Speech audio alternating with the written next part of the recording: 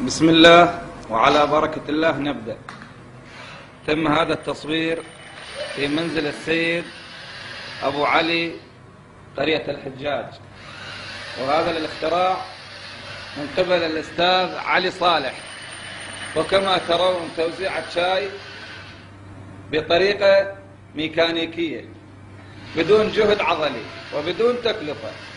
كما ترون الشاي قادم إلي. والله بلا زحمة شوي، ردت تدلل عني على الريبولت الآلي. فر لي هذا استكان دورة كاملة يكفي، شكرا. قد منا اياه على المعذب نفسه وما رضوا يدعم الصلاحية. جيد.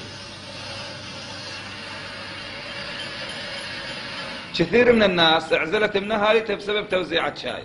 بالله انطي شكر الخالي ابو علي. شكري شكر.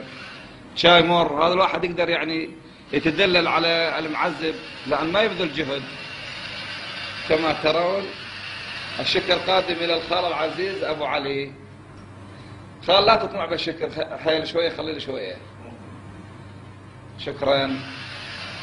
انا حق الحلا، خليني اخذ لي خاشوقة شكر. بسم الله. بعيدة والله علي شوية. الله الله الله شوي. نوب. جيد. لا تكبي الاستكان، تحكم بآلية حتى تصويرنا ما يفشل. بسم الله.